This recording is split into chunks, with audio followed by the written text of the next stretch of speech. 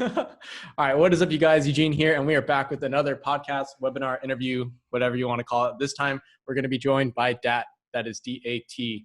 And for those of you who don't know Dat has been a B-boy breaking since 2007, so 13 years now. And those of you who don't know, be prepared for a very fitness-heavy interview, and we'll tie it back into breaking since Dat is a B-boy himself. So as I mentioned earlier, he's been breaking since 2007 for 13 years now. Started in Kansas City, Missouri, representing Boogie Monsters fam, and now lives in Austin, Texas. Not to mention, Dat is an NCSF certified personal trainer. NCSF stands for National Council on Strength and Fitness, and he's certified in strength training, mobility, flexibility, and recovery, and has 8 years of personal training experience working with a wide variety of clients ranging from stay-at-home parents, athletes of all ages, and B-boys alike. So before we get started, yes, we want to acknowledge that there are a lot of other aspects to this dance, and we strive in those areas personally as well. But for the sake of Dad's expertise, we're going to be covering the fitness/training aspect more heavily. So, Dad, welcome to the show, podcast interview. Thank you, cousin.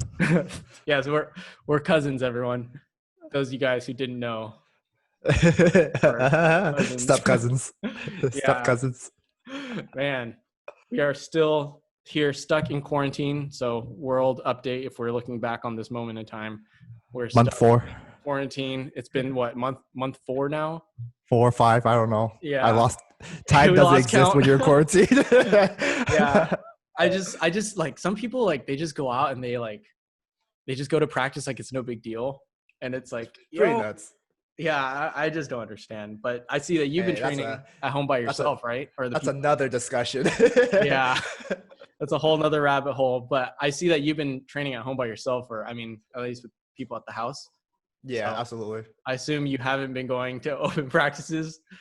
Oh, no. Yeah. I live with someone with an autoimmune disease, so her immune system is weaker. Mm-hmm. So I don't want to take the chance to There's no way. Yeah, there's no way you're gonna risk that. So exactly.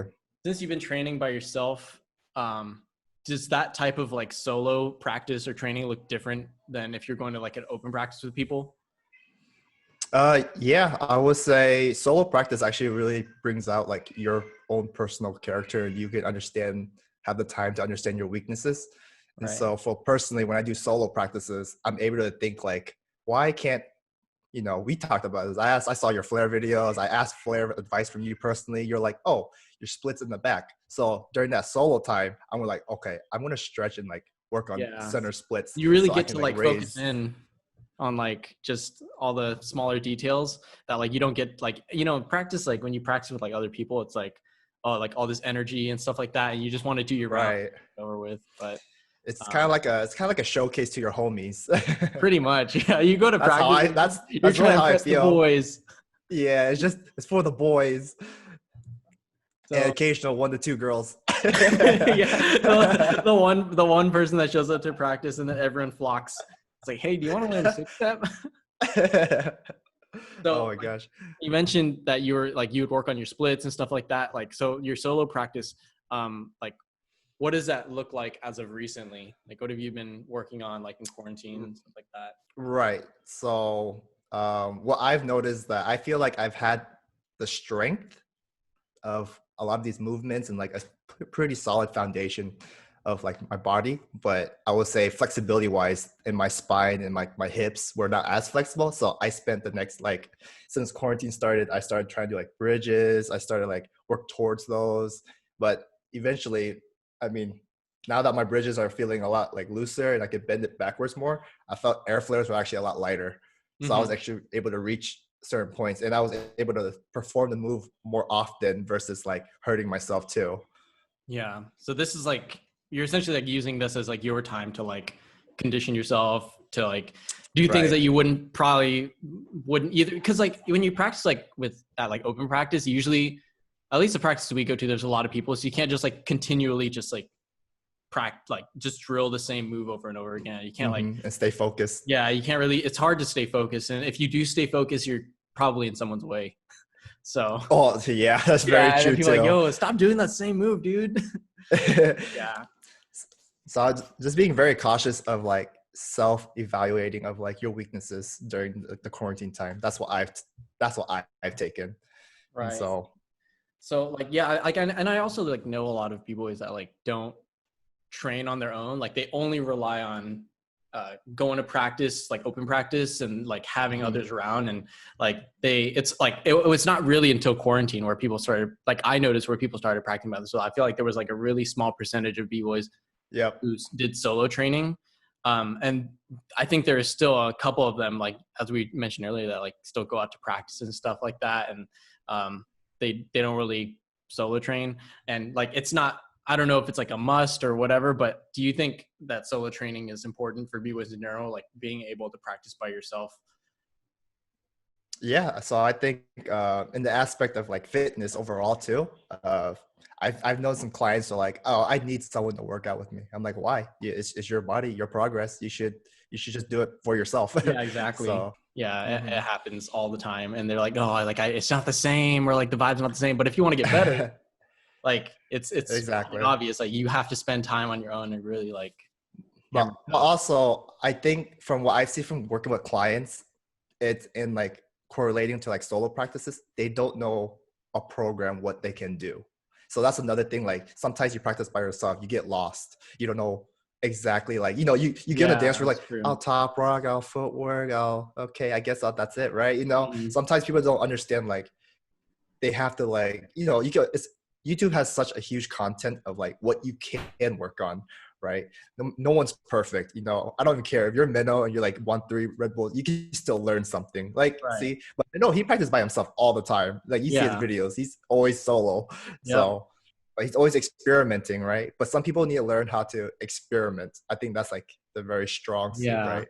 But for me, Yeah, I think a lot of people are afraid, like when you mentioned regiment, like a lot of people are, they don't want breaking to become a workout or anything like that. Like, oh, like I want right. this. But like we mentioned earlier, like if you want to get better, you sometimes have to do it. Like you have to drill the move. Like even like you mentioned Meno, he was like, I think recently he's been working on trying to get air flares or something like that. So It's crazy. like every post he makes is just the same He's thing, you game. know? Yeah, exactly. So, It's just repetition. yeah. And then like so it's like so during my week, I do have a program for myself. So so my goal from like is flexibility. So I'm gonna pursue more flexible stuff more than strength based. And then I can relook at what I need to go for strength later on. Right. Hmm. But flexibility is more important in my body right now. So Monday, Wednesday, Friday, and Sunday, those are all mobility and joint based strengthening and stretching days strictly. Hmm. And then depends on how I feel from those days. Tuesday or Thursday, every other day will be like the training days. So I can use the let my body rest from the stretching and like the intense like workouts, and then I can supplement it and see how I feel in that practice. And Yeah. sometimes I'll get like I feel really good. I'll toss like flare windmill power combos. And then some days I'm like, oh, I'm way too sore. So, it'll be a back rock day. Right. Yeah. So and like, so you're pretty much like alternating days then, like just like Right. going hard today, and then just you're like optimizing your days, right? Like you're going from, I'm going to go hard today. The next day, it's like, I'm still going to go hard, but it's not going to be the same in the same aspect. Like I'm working on Yes. flexibility, or I'm working on like strength, or I'm working on something else. I guess like what you mentioned earlier, there's always something to improve on. Balance. Yeah. Hmm. And I think we talked about this. I think we talked about this before, but like when you mentioned like flexibility and strength, like what are some like, um, I guess aspects that you break down? Like you divide up your week by like flexibility, mobility, strength, stuff like that. Like, is there like a type of approach that you have to that kind of like mindset, like breaking up, um, at least for breaking into like different sections and stuff like that? So I believe in. I've learned this from yoga people. I learned this from acro yoga. I learned from people who are just flexible in general. They do it every day. They just do it Mhm. every day, even Yeah. 30 minutes, 40 minutes, 20 minutes. But it's like your program, right? I think people should be stretching every day. What you're doing every day on your stream. I guess building off whatever you're mentioning about like people doing yoga, working out, weightlifting, whatever.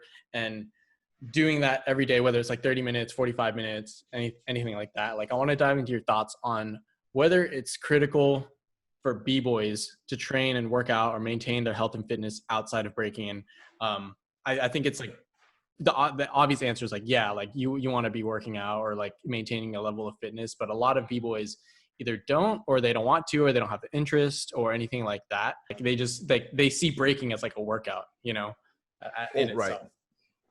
So I see breaking, yes, breaking is a good workout for your heart and your total body. It's a movement based, right? But I would say if you want to do like weightlifting, you want to look at the benefits of weightlifting. It's going to make your bones denser. It's going to make your body more stronger. So when you do like high impact move, hand hops, air flares, you know, 90s, it's a stable, like hold a certain position. Yeah. But weights is going to help you like significantly like jump levels to like working on a handstand for, I don't know, for like 3 months, but then you do like lifting, that can save you, like, it'll probably cut down a month. So you can probably do like 3 months of handstands, what it feels like, right? Right. So it's like kind of like a shortcut, in my opinion. It's like, but it's like a healthy work. Yeah. It's still, you still definitely have to put in the work, right? You still have to go to the gym, prepare yourself, prepare to be sore. But other than that, like once you like rest up, heal, you're gonna feel like you've been doing handstands for like a month and you're like, wow, that I feel great. And just a quick disclaimer, that also comes with like good, effective practice for whatever move you want to learn. So like, right, you know, where you're working out or doing something, and then whether that's supplemental to or the main focus, like you're constantly working on the technique as well. It's not like, oh, if I lift weights, I'm going to get handstands. But if you're working on those like together in congruence, it does help. Because like, I mean, you'll see people like point at other people like not fit B-boys and be like, oh, well, he's not fit and he can still do air flares and stuff like that, you know? But it's only like a, I mean, as far as like from a breaking standpoint, like it is like a bonus to work on. If you can afford to work on like weightlifting or training or personal like mobility, flexibility, anything like that, like it definitely helps to some degree, right? Yeah, it'll cater to what you want, and then it'll give you more options and more endurance during your work. I mean, your practices too.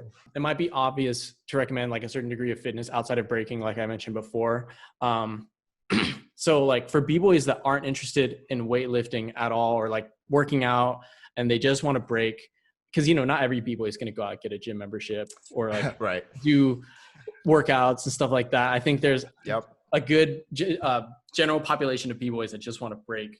So like, let's say for me, if I'm in that pool and my goal was to like improve at breaking, but I want to maintain a healthy level of exercise just from breaking, how would you recommend like practice or training for someone with that kind of mindset if they're looking to improve from like both a technical and a physical or a fitness perspective?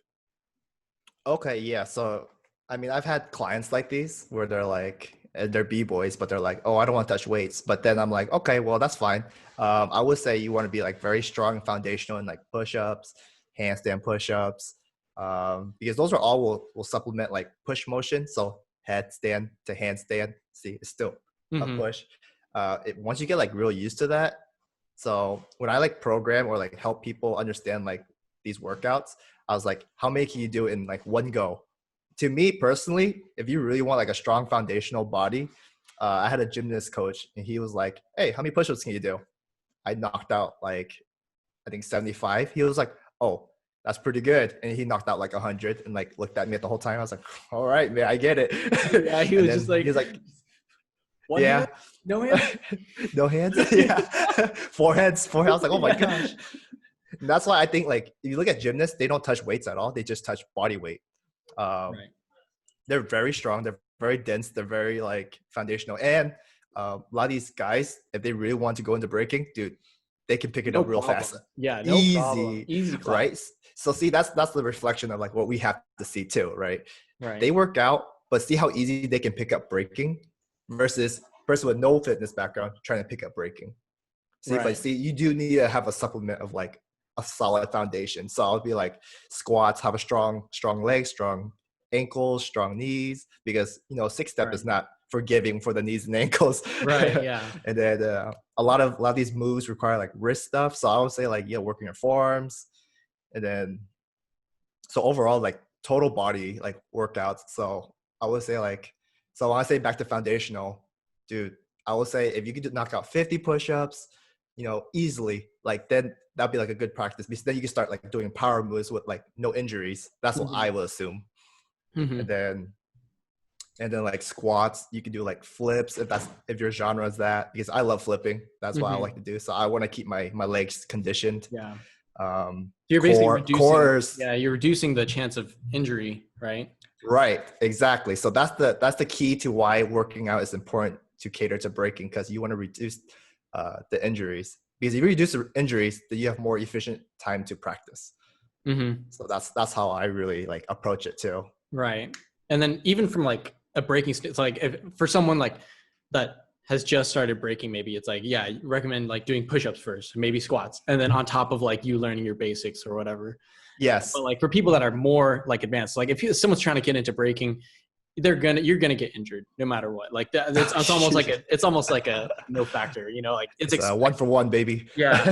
So, but like, and so like the workouts also are meant to reduce the chance for injury. But once you cross that barrier of like, okay, I'm starting to get more familiar with my breaking, you can actually take like, even in my stream, you take like workouts, or like you take your breaking, your combos or whatever, your stacks, doesn't matter. You can take your footwork and convert it into like a workout, right? Like a workout. Exactly. Yeah, like you just have to take that same skeleton of like working out, weightlifting, whatever at the gym, and apply it to breaking. As far as like, if I want to get better at 6-step, if I want to get better at stab to elbow, like I have to, maybe do like start with like 3 reps, three sets of 5 or something like that, and then just like from there, And I think from like both a fitness and technical perspective, you might not be getting like everything. Like I think when you were training me, like I have really good push factor. Like I can do like push, like from stab, everything. But then when it comes to pulling, like pull-ups, I'm terrible at pull-ups. I saw it. It's so different, So like my biceps probably aren't as like effective as conditioned as my tricep or my shoulder. And it's just the same thing. Like, and it's kind of like, what you have to expect. Like I'm not surprised that like, for me, like my pull-ups aren't as good, because I've spent pretty much like half my life like pushing, you know what I mean?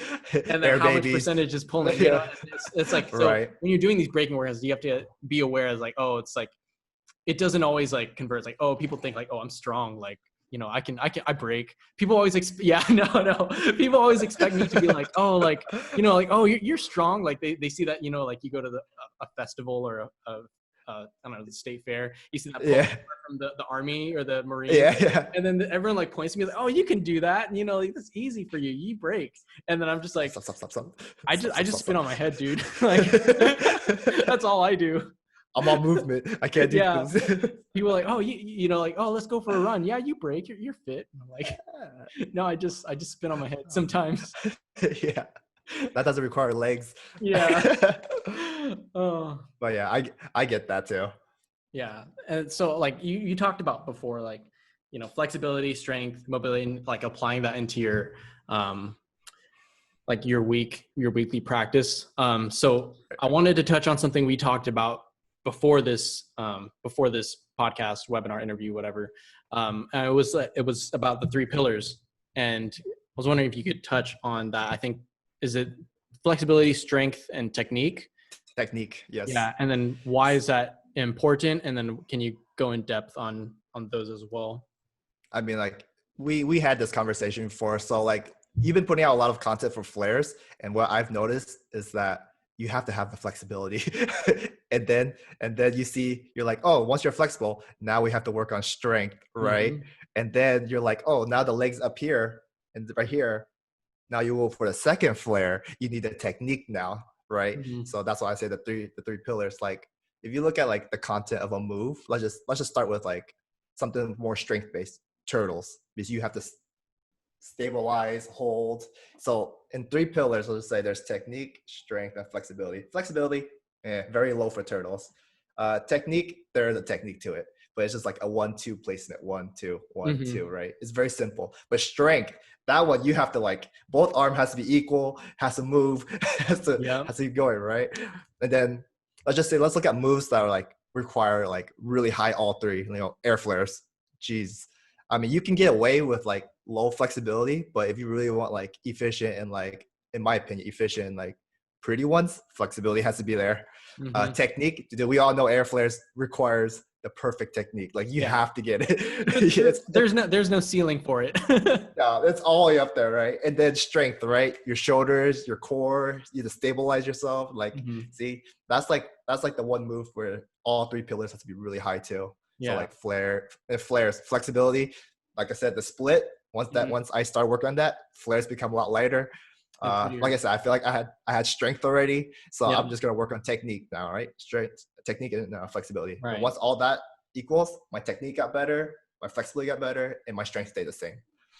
Right. So it's like when you're, I guess, like approaching a move, it's like you have to think about like every move is going to be different as far as like what is required for those three pillars and kind of where you stand, and then you can use those three pillars to identify like, oh, I need to work on my technique, or I need to work on my strength, or like, this move requires me to be more flexible, stuff like that. So I think that's a really good, that's a really good approach. Like, and it's not something a lot of people think about. This is like, oh, I'm just going to toss the move until I get it, Right. And this is what I see in the fitness world too. Like someone that wants to squat, but they don't have the ankle mobility. They can't be flexible in ankle, and their knees like bend in when their hips. So, I have to like step back and be like, we can't do this move yet until you get these three like set of workouts first, and then we can do the squat. And it's so not that's how I look at breaking too. Like, for weightlifting, or like even like squats isn't just weightlifting. For working out, like you can do like micro workouts or like things that can help you like, build that ankle support, right? Those knees or whatever. But for breaking, more or less, people are just like, I'm just gonna throw it, like whatever. I just gotta toss it. Yeah, I'm just gonna. What generally happens? What happens? They hurt themselves. Seen it too many times. I mean, I personally experienced it too, so it's I know how it feels. When I did flares and air flares, like first time, no foundation of it. I just tossed it. Yeah, I think I was like hurt. I was like 3 months into breaking, and I was like, I'm just gonna get flares because none of my friends have flares. So I just try to chuck it, and then like I still have. So I practice, like, I guess if you watch my old footage of my flares, like that like small room I had with the carpet, I kept landing, on the side of my leg, like pretty much on my knee, and I have these rug burns from the carpet on my knee that are still there because I just kept. Oh Jesus! Yeah, it was so bad. Oh my gosh. Yeah.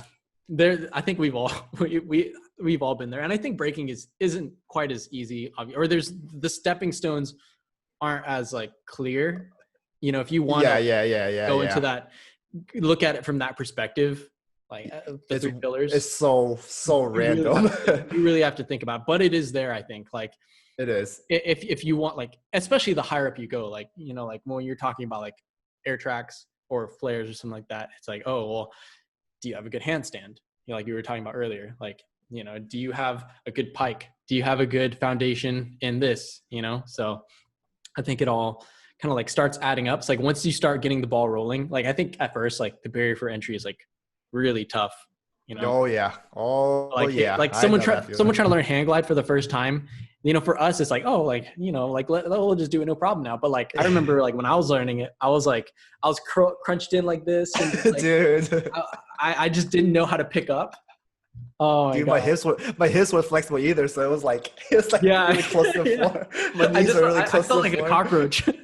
Yeah, I was like this, just like this. In my neck was always like this. Yeah, just hunched over. Dude, it was so bad. Yeah, and so I think building up from that, it's like it's really difficult. Like breaking is like obviously not easy, or not as easy as it looks.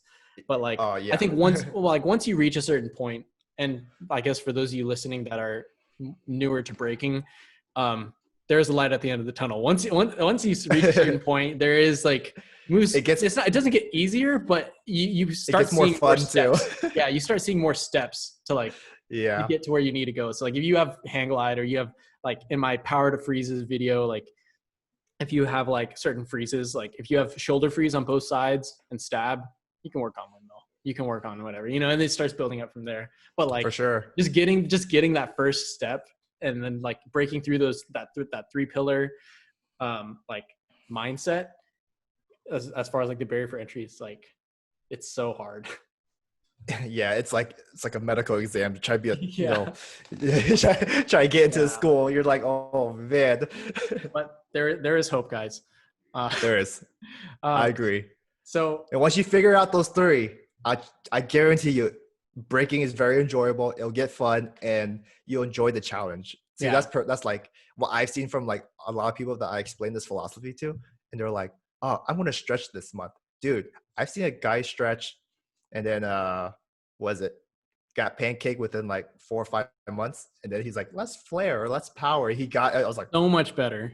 So and much he's like, easier. this feels way better, lighter, easier. He's like, Yeah, now and I it can looks now I prettier can just too. toss it, and I could toss it for 3 hours after practice. It's like that's crazy. And After you get 3 hour more practice. confident with your like you see the way it looks and you're like, oh, I'm way more flexible now. And like I remember like Yeah. working on my flexibility that same summer when I had my first flare footage, the earliest flare footage of mine. Like my flexibility was I don't think I could go past 90 degrees in my splits. And then I worked on it that summer. And then in the fall, like I tried doing flares again and it was the same. It was the same thing. Like I saw it and I was like, oh, like these look so much better. And then not only that, all the other benefits, but then I was like, if it looks this good right now, like, you know, like I'm just going to keep going. Like you get that Yeah. confidence. Just And imagine. yeah. And then it just keeps rolling. The snowball is going. So And that's why people always see me at the end of practice. I'm stretching for like a solid like 40 minutes. And they're like, "Oh, are you done practicing?" I'm like, "Hey, this is part of my practice. The yeah. stretching is part of practice." Like Yeah. that's what a lot of people need to understand too, is like your workout is still part of practice. You don't have to throw rounds, you don't have to do anything.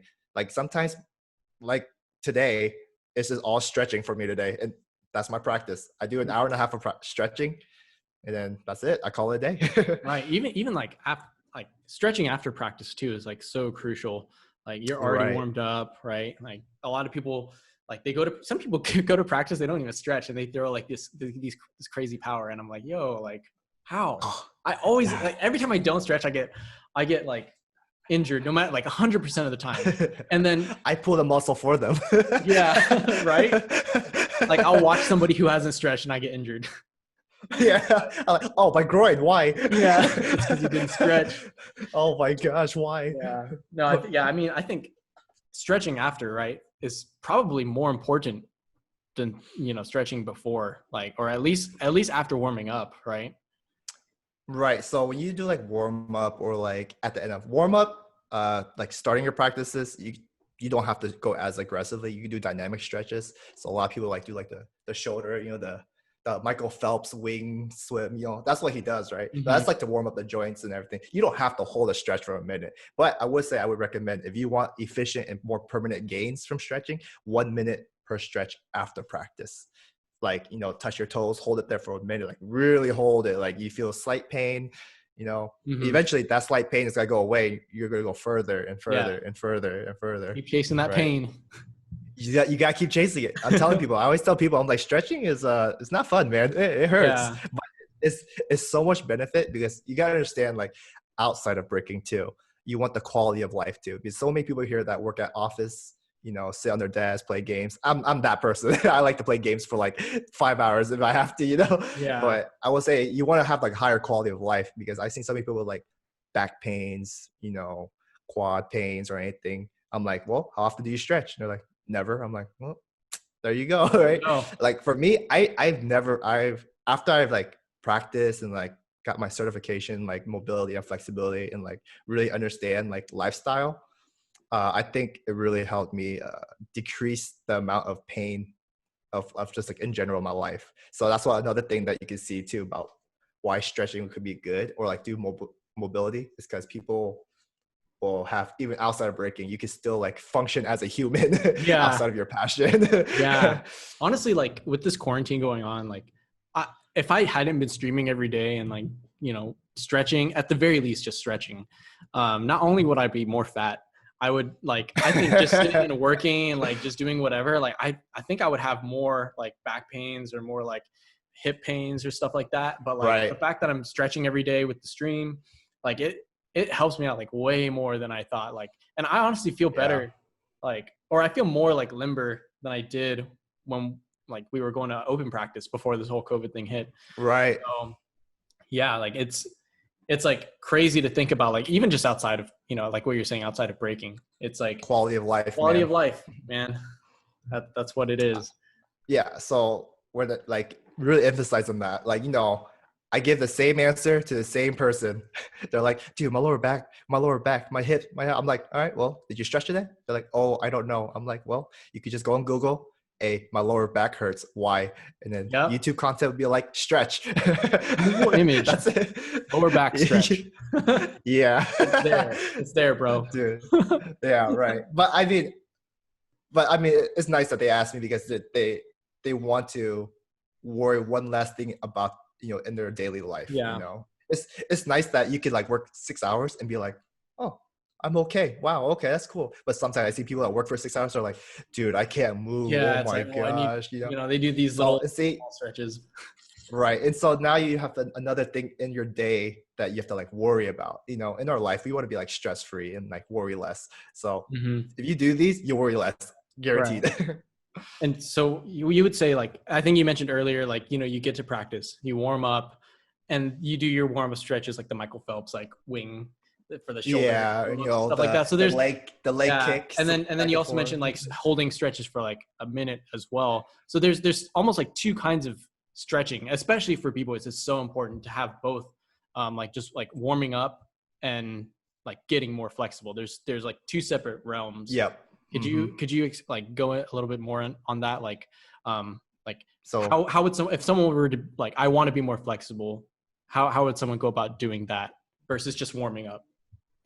So warming up is dynamic stretches, which is like you're extending your muscles to a certain length, but not lengthening it. So you're still having that strong. Because if you stretch for too long in the beginning for warm up, you're actually getting weaker. So then you'll see like, why is my flares this way? I'm like, well, you probably stretch for like 2 minutes on the split machine. You're like, oh, because the muscle length is longer, which is gonna make it weaker. So you want to keep your body like condensed and tight. And then eventually, yes, you're done with practice, then start stretching after, because then you want to keep that length and then you're holding that length. Yeah. And then you're holding it because you're going to go sleep the next day. It's going to shorten, but shorten less if you get what I'm trying to say. Yeah. So you lengthen and then you stretch for 1 minute and then this is the next day. Right? Yeah. Versus you're right here and it goes right here. Yeah. You're already warmed up by that. Like if you want to get more flexible and you're stretching after practice, you're already warmed up. And so it's stretching not only is a little bit easier, I would say, but also like that's the time to get more flexible. And whenever I stream the second round of stretches after we do the stacks and combos, like I always say, like that's the time if you want to get more flexible. If you want to improve, like that's the time to do it. So going back to more of like your history, I saw you started breaking before you became a personal trainer, but which realm, like I guess even before like personal training and stuff like that, just like fitness in general, what realm were you in first? Like, were you into breaking or were you more into like the fitness aspect of things? I was breaking first, and then I got into weightlifting. Oh, okay. So what got you started into breaking? I don't think I know this. So in my crew, there's 3 people, and we breaking in my basement: Monkey, Kevin, and Larry. And then we were just like, young teens just hanging out and just doing moves that we thought were breaking, sea walking. Oh yeah, so you're all man, it's a whole generation. It's a generation, bro. Sea walking.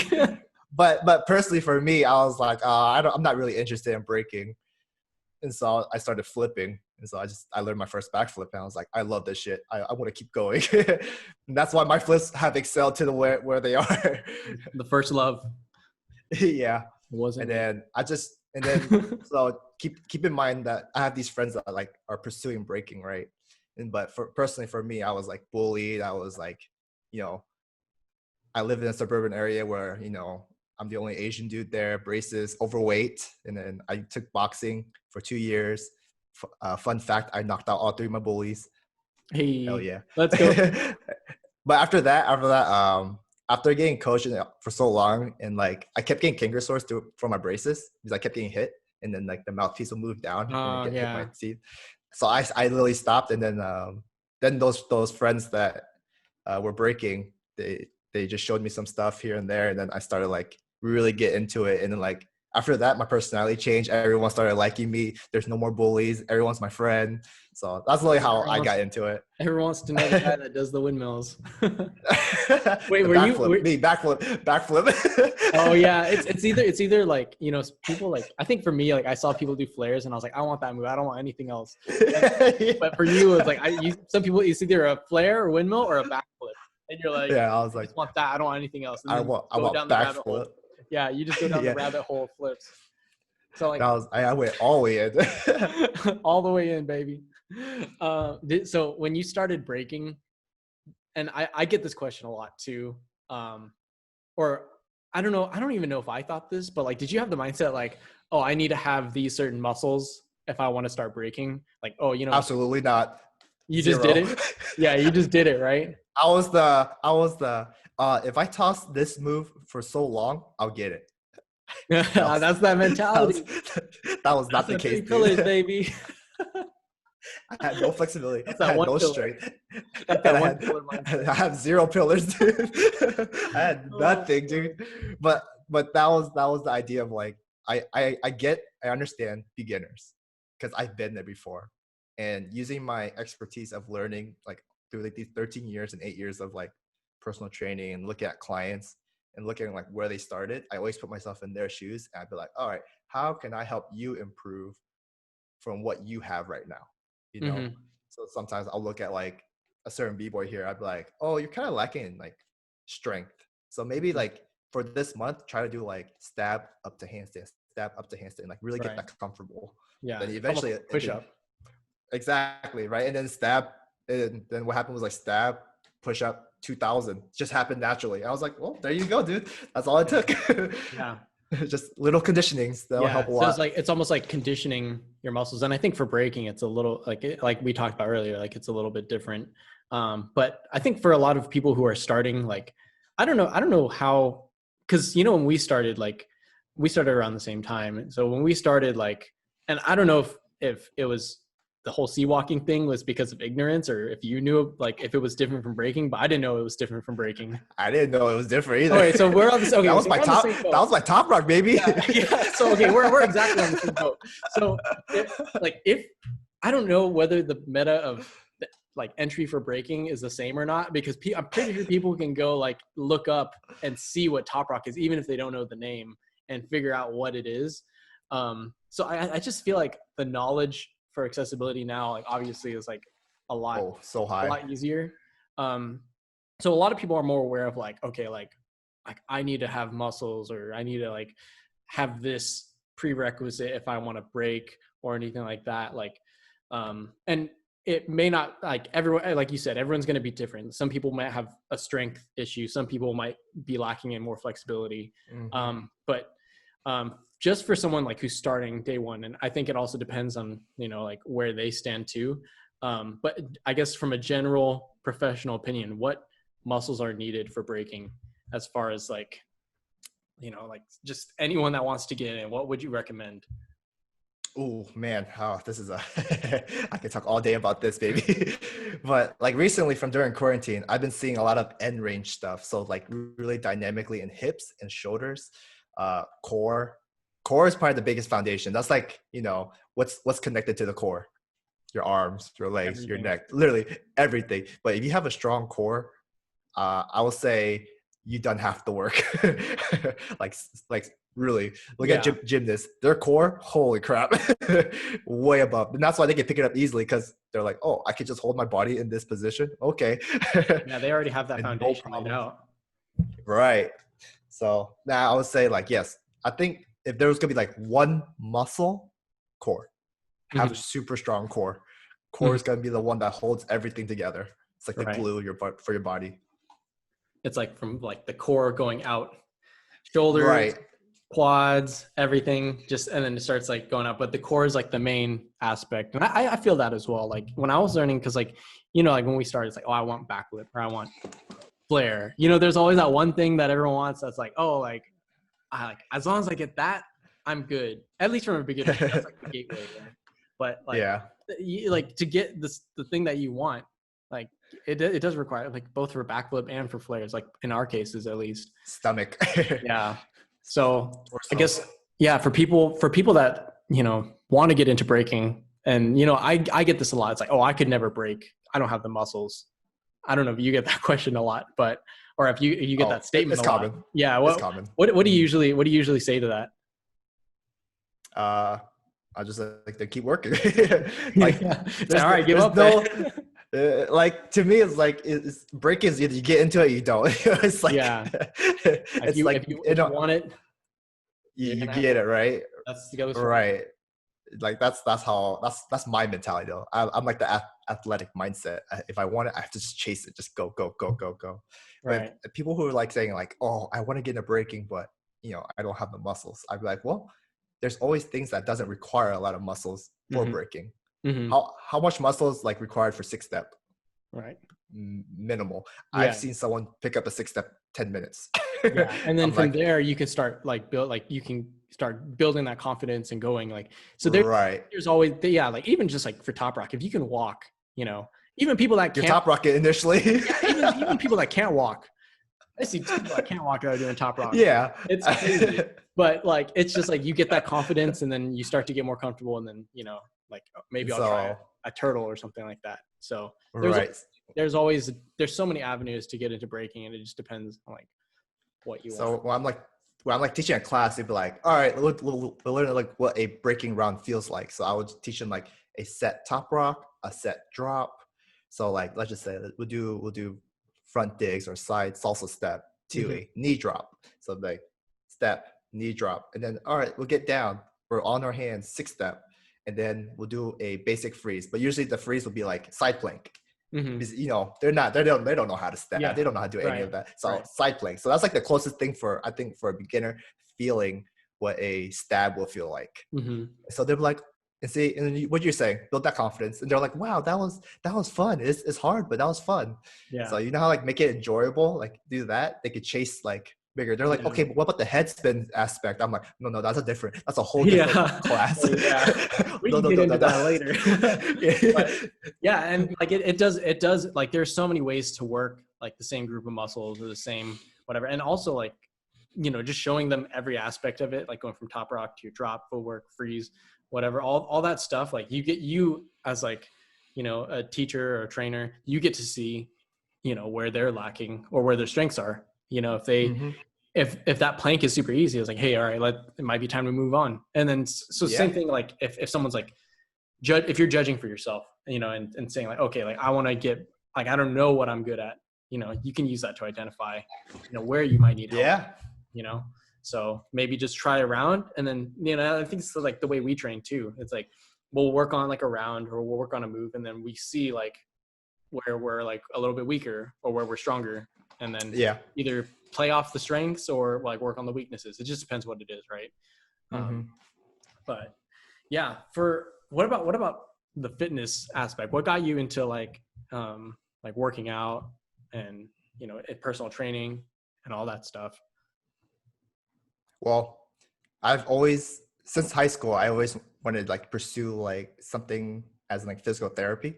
So that was always like my mindset. I loved helping people, even since from like high school.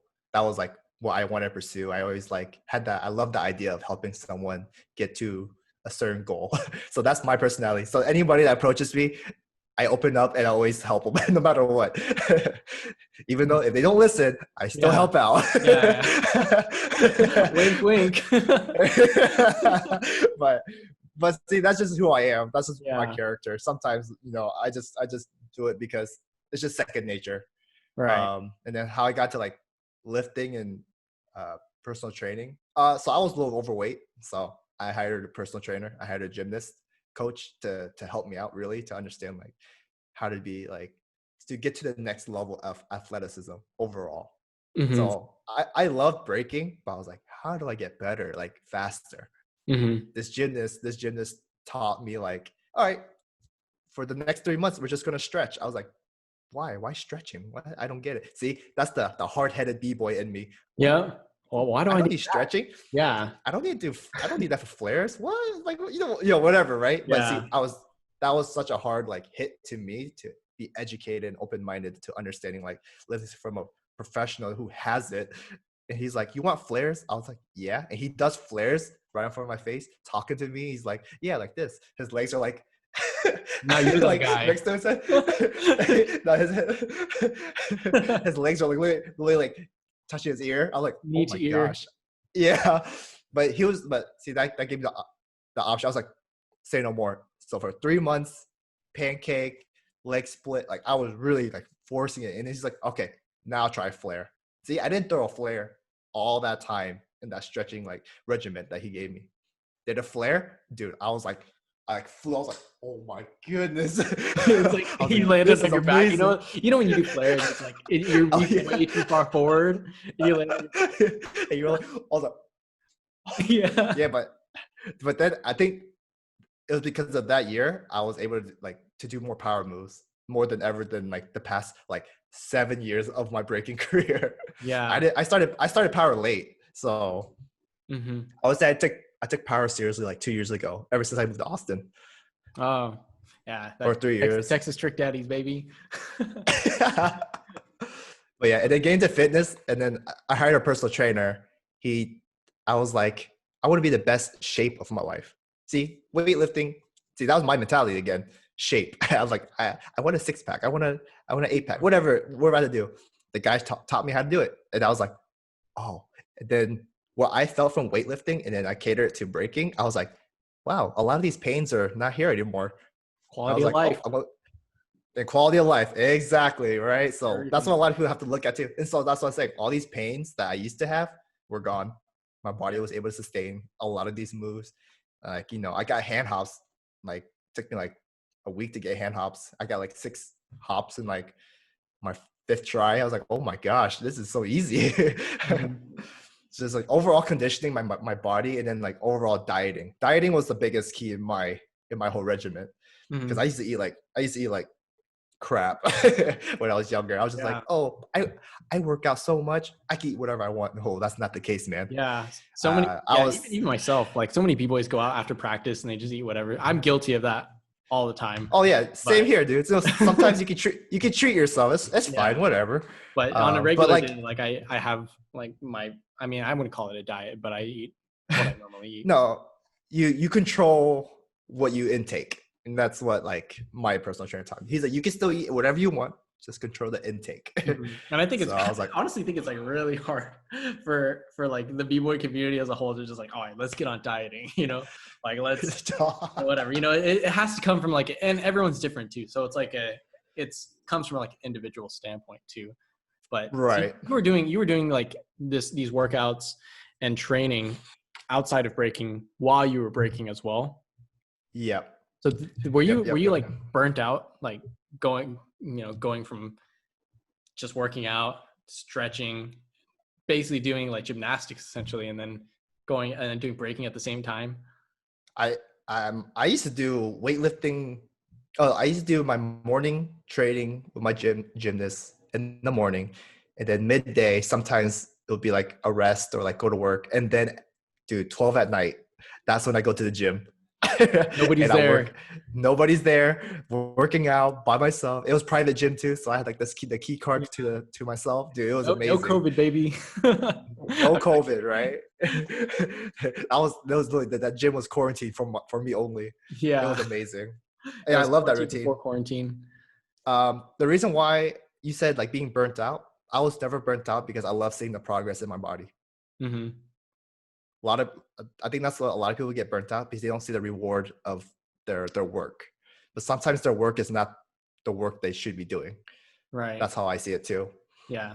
Like you're benching 300, but like what is that gonna be used for? Well, Right.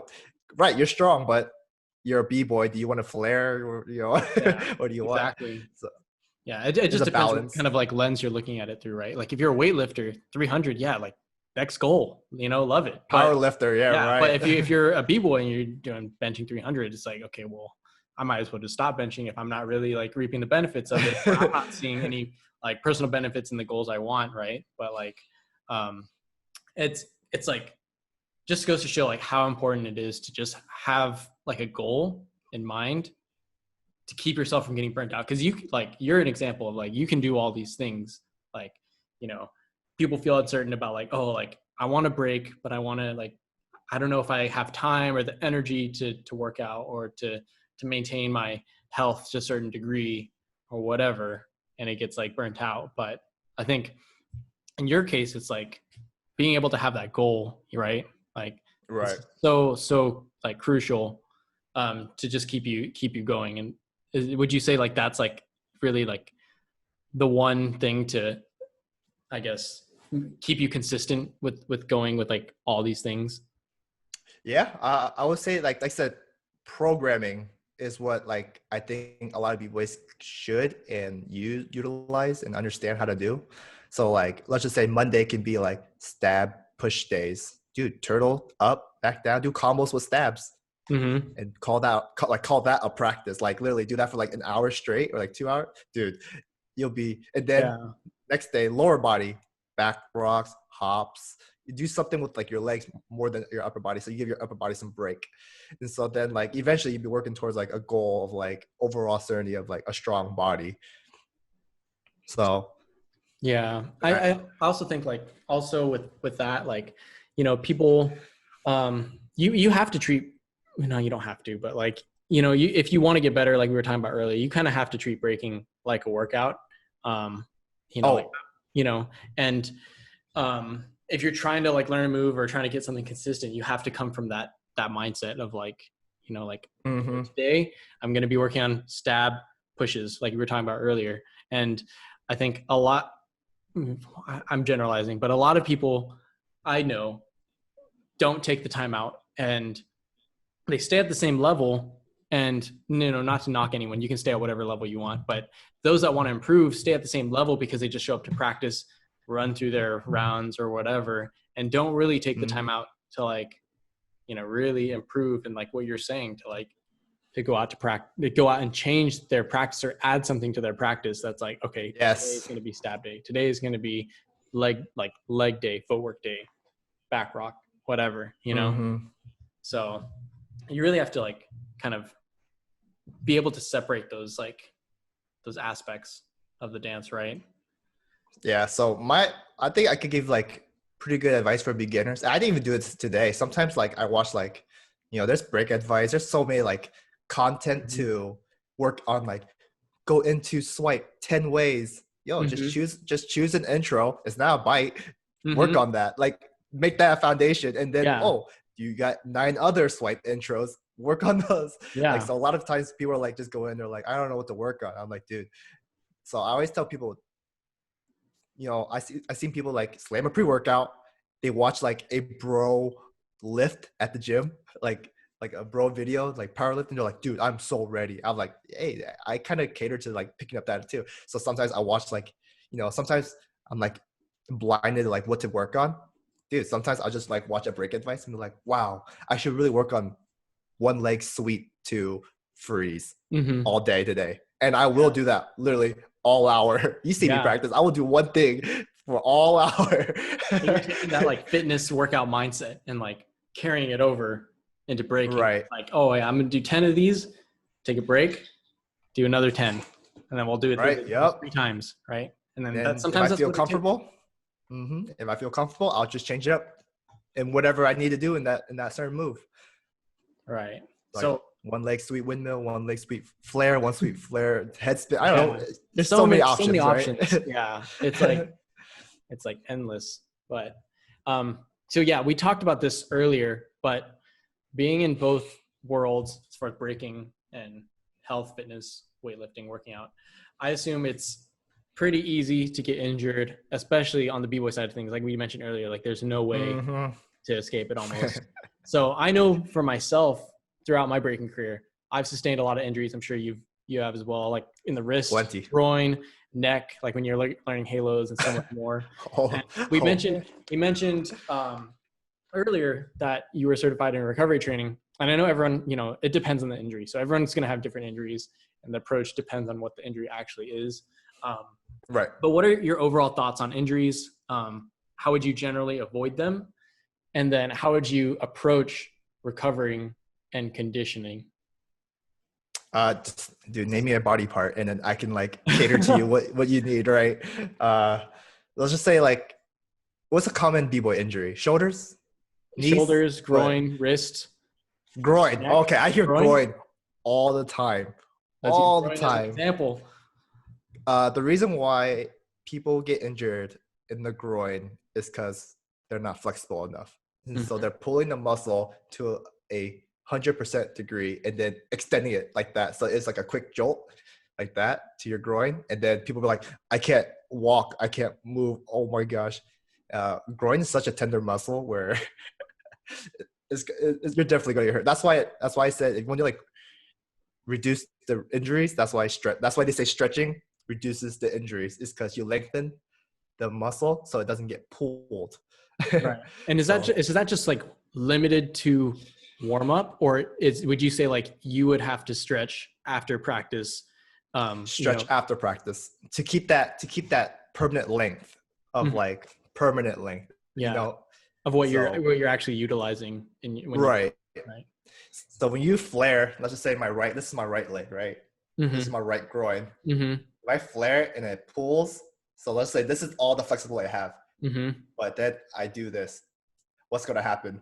You pulled it, and it's 3 months of recovery right there on your part. Yeah, so it's equally as important, you would say, to warm up as it is to stretch for the intent to get more flexible after practice as well. Right. So this is to avoid injury, as using groin as an example. Right. And then for recovery, you're asking about like recovery, right? So in my general basis, when I say recovery, is that people need to understand their pains. If you're hurt, don't stop. Dude, just stop. That was me so many times. It's like, I'm just going to muscle through it. Like, I'm fine. Dude, I can use myself as a prime example too. I flared, pulled my groin. I was like, wait a week. All right, I'm going to do it again. Oh, pulled it again. Like, dude, but like a lot of people don't understand like recovery does take a lot of time. But then you can cater that recovery time in your benefit. So when I hurt my ankle from tricking, dude, I got so good at handstands and hand hops, and like I stayed up off my ankles, right? But like I hurt my right elbow, right? Dude, my left stab elbow got so much better. So many other things to work on. And I think it's like, there's a narrow scope that sometimes a B-boy will look through and be like, oh, well, like I just want this. Like and you're so like tunnel visioned, but then there are so many other things that not only are there as options to work on, but like things that can help you in the long run, like, I'll learn my opposite stab, or I'll just work on getting, like, if I hurt my shoulder, like I'll just work on getting more flexible, it'll still help with my fit. That's what I want, So, as far as like, recovering, you'd say like, just rest for sure. And then like, work on something else. What about like, I have really limited knowledge on this, but there's a period where, you're recovering, but you're not quite 100%. And then there's like a range where you can start like conditioning it and working back out. Right. So if you feel like your body's like at 80, then you want to do 80% of a work of a certain movement. So when I'm like showing people who can, let's just use bench press. Everyone knows bench press, right? They're like, oh, my left elbow kind of feels 80%. Will only go 60% of the strength of the 80. Because technically your 80 is your 100 on your injury. Because if you go past 80, you're just gonna re-injure yourself. So I will go less. So that's why you have to work yourself back up to where your muscles can condition again. It's kind of like taking a hiatus of like breaking, and then you break again, thinking that you can do 10 flares, but then you take Yeah. a 4-month break. Then you try to do 10 flares again, and you hurt yourself. Like, no, Yeah. that doesn't work You're like running on E. That's that. gonna be me after quarantine. I'm gonna go back to practice and just like, I'm just gonna and just do like a bunch of flares, and then I'm gonna get injured. And that's like the number one thing. Like, I always tell people, like, if you're coming back from like a hiatus, dude, 60% of what you can do. You have to be really careful. Very. So you'd be like, wow, you got to feel your body out for that 1 week. I'm like telling everybody that. So many times I see in the gym, they're like, I squatted 300 last time, 2 months ago, put 300 on. I'm in the hospital. Yeah. I'm like, I told you 60%, dude. Yeah, not 110. Yeah. He's like, but I hit 210 easily. I was like, no, it doesn't work that way. And like, I catch myself doing this too. Like, I'll get injured. I'll start recovering. I'm not at 100% yet. And I'll be like, I'm going to condition or whatever. And like, let's say it's my wrist or something like that. And then I'll like go into practice and I'll be like, oh, well, I can do these. So, or like, let's say I do step or something and I start my practice. And I'm like, oh, like my wrist is fine. And then you go through all practice and you just build up and you just get so like, you kind of like you forget that you're injured. Tunnel vision. Yeah. Tunnel vision. And then you're just like, I'm gonna work on flares now. Nope. Not a good idea. Hey, you have to be really aware. I was there with you when you did that. No, you put on Linkin Park. That's why. Oh yeah, right. That's what happened. And then I got too hyped. Oh man. Oh man, yeah. But like, being in that conditioning phase, it's almost like you have to be like even more careful because you can fall back into. You definitely can't fall back for sure. Being injured again for even longer, and it's happened to my wrist like so many times. Where I thought I was like, I'm good. Like I'm gonna build it up, and then you think you're going at 60%, but you're actually going at like 100%, and then it's not pretty. Yeah, just constantly injured easily. Yeah, I was gone for like 6 months. It was the worst time. Yeah, I mean, I've injured my neck, and I almost got paralyzed because of corn drops. Fuck corn drops. Oh, really? Yeah, because I didn't warm up my neck, so it was like stiff. And this is why I can tell people, warm up and then stretch all the muscles you can that you use for breaking. Just stretch all of it. Yeah. Because I've never stretched my neck in my life. Yeah. Like when I did it, I was just this was my stretch, back and forth. Yep. I was the directional pad. Up, down, left, right, up, down, left, right. It wasn't until Halos where I was like, I need to stretch my neck. and you nicked it. Like, you get the Batman neck, and then you have to turn your body. You can't turn your neck, so you have to like. Someone calls your name, and you're like, yeah. Yeah, I'm here. What's up? Try to look at your blind spot, bro. Yeah, I'm driving, and there's someone coming on my blind spot to check. Yeah, look, turn my whole body. It's so bad. Oh, and I can tell too when someone has that neck injury or that neck. It's like, so hey, you been working on Halos, man? It's like, what? How'd you know?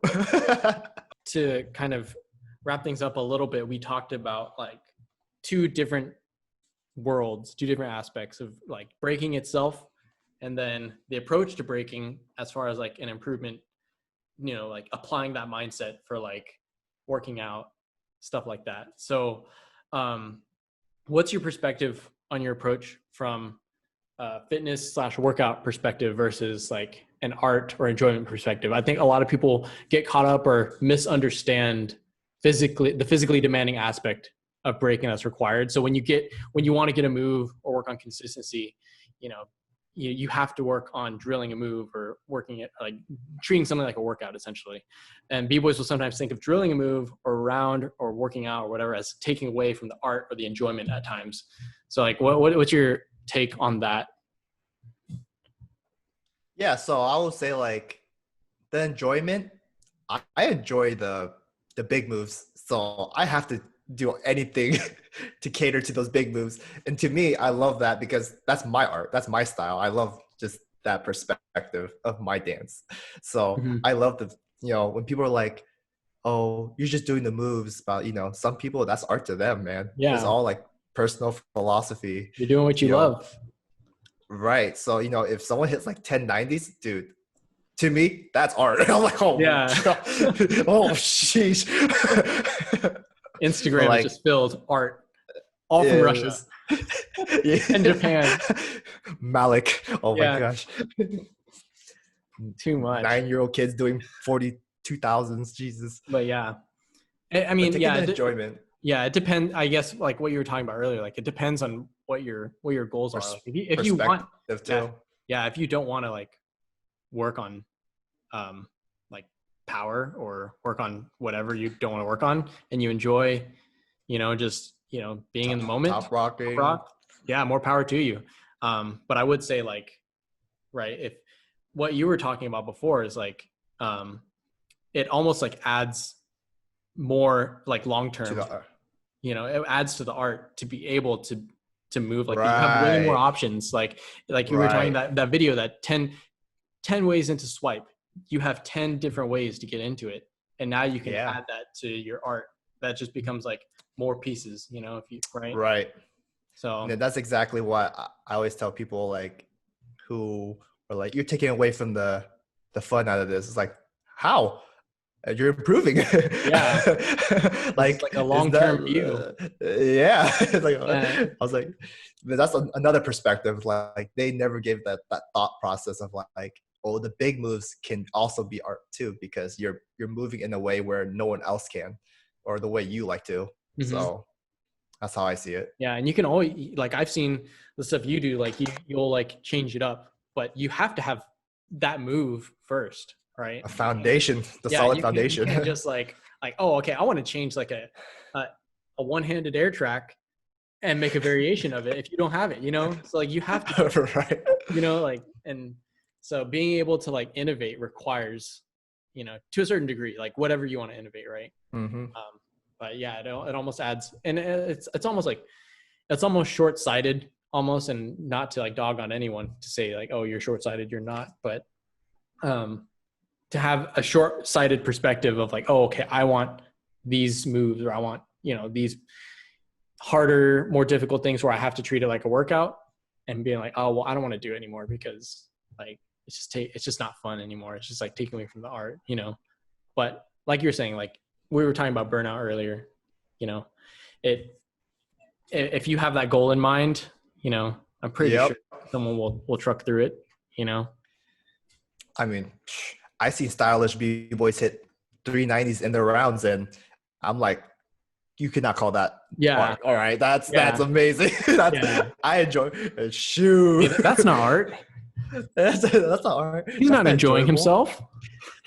He did 390s. You can tell he didn't enjoy himself. Yeah, no. After he hit those 390s, he was really happy. Yeah. In a battle, I was like, yeah, this guy. I'm not even a judge, but he gets my vote. Yeah, like holy jeez, how rare is that? But I think like pushing your body to a limit and then able to create like something out of it. See, that's something that people should understand too. Lots of time I see a lot of people like, oh, top rock is the best way to go, footwork, blah blah. It's like, dude, there's how come you can't say you cannot enjoy the art if you haven't experienced all the aspects of it, right? Right. So it's like, I'm a footwork head. I'm like, well, you ever gave power a chance? Yeah. I'm like, how you give it power a chance for like 3 years? Yeah, right. Like I know like there are a lot of people like that like but oh no, like I hate doing this, or I hate doing freezes, or I hate doing power. But it's like, yeah, because you never practiced it. Once you get it, you might change your mind. It's fun. Yeah. Dude, like I told you, like when I worked with the gymnast, try to get flares, dude. He was like, no, we're stretching for 3 months. I was like, dude, this sucks. This hurts. Yeah. This is like, but I gave that effort to like really pursue one move. Yeah. But sometimes that's what it takes. And one move, just getting that one move opened up. You said you got a lot of other power moves with it too. Like I imagine your splits, windmill. Yeah. And then halo. Like even after working on flares, dude, flares a workout itself now. Mm-hmm. Yes, I can knock out, dude. Do 10 flares, dude. That's worse than push-ups. Yeah. Oh yeah, dude. It's a cardio, dude. Like that's why I say, once you have these moves, you can use those as a workout too. So that's what's nice about it. Like that's why I say, when I tell people to work on, like, oh, if they don't want to go to the gym, I'm like, okay, well, try to knock out 15 turtles, 3 sets of 15 turtles. Little G said 50 hand hops a day. I was like, oh, but what, at one at a time, or like 2 or 3, Mm-hmm. whatever your limit is, right? Yeah. Like, see, Little G had that mindset right there. It was like, I'm gonna knock out 50. All right. Even like it'll probably take like a whole hour, but he knocked out 50 from that one arm. And then he was like, switch arms. That's why he can air chair both arms and like do all that. Yeah. How many repetitions did he had to do every single day just get that level? Yeah. That's what I did for myself too. Like, and even when I teach people, like they're like, oh, okay, like, I have 3 windmills or something like that. I was like, do 3 until you get 10. So like do 3, max out, and then maybe the next time you do 2, and then you crash on the third one. So then you do 2, and then by the end of the practice, you should stop and take a break. You would have done 10 at the end of the practice. Maybe not consecutive, but the next practice you're hitting 4 that first time, or you feel really good that first round, that first time, and then like, okay, like the next practice, like I'll hit 5 consecutive, and then maybe like 2, and then 2, and then 1, something like that. Like, and I'm always like, push for extra, create a set limit for yourself or something like that. But you really have to like, it's almost like a different mindset to like, you have to switch gears to, in order to like change at least your performance. And this goes for like footwork too. Like there were times like I drilled, footwork just over and over and over again. Like I did 10 6 steps, 10 5 steps, 10 4 step, 3 2 1, all the way 10 of each. And it was just a pool of sweat on the that's a workout in itself. So don't overlook. It's not just power. Like there's power and freezes involved where you need to like, treat it like a workout, but footwork too. Like if you want to clean it up, like so many aspects of the dance that if you want to make something look the way you want, right? Oh yeah. It's almost like you have to do the same 100% mentality. Yeah. 100% agreed. Yeah. Just everything in life. So how you pursue this is how you pursue in life too. Yeah, exactly. And it translates over. It's quality of life, man. Dude, I'm telling you, this is just name it that, quality of life. Dude. Quality of life. How to improve quality of life? Flexibility. Mobility and flexibility. Yeah, get splits. Quality of life. Easy as that. 1 2 3. Yeah. I remember I was working with like an OG Bboy, training him. I'm not gonna name drop here, but after I taught him like flexibility and like recovery tools and like how to like really take care of himself, he's out there doing more stuff than ever. Yeah, I know what you're talking about. I just like he's I'm not gonna say his age, but been around for he's been dancing longer than I think I've been alive. Or both of us combined. Yeah, both of our breaking years combined. Yeah. And he's still killing it. So, he still moves like he was like 20, 21, 22. Yeah. It's so crazy because like you look at B-boys like famous B-boys currently, and you're like, oh, I want to be like him when I grow up or whatever. I look at this guy, I'm like, I want to be him when I grow up. Humble and nice. I want to age like this guy. Age he's like still wine, he's still killing it. And it's like it's a matter of longevity too. Like, this all helps your longevity, right? Right. So that's why I like to pursue it, because one day I'm not gonna break whatever, but I know that I have all these other previous experience of lifting weights, stretching. It's all gonna cater to me in my normal life. So that's what I like about why I do it too. Yeah. And like I think for both of us, like if we're sitting too long, we're doing work or doing it like an hour-long interview. You get like a lot of people don't know, like, oh, it's like, like my back hurts or whatever, but I don't even have that thought anymore. I just like go like, all right, you know what? Time to stream. Yep. Yeah, whatever. time to stream. Gonna get these stretches in. You know? And then you still perform as good too. Exactly. And it's like I don't even have to think about like, oh, it's like my back is hurting or whatever.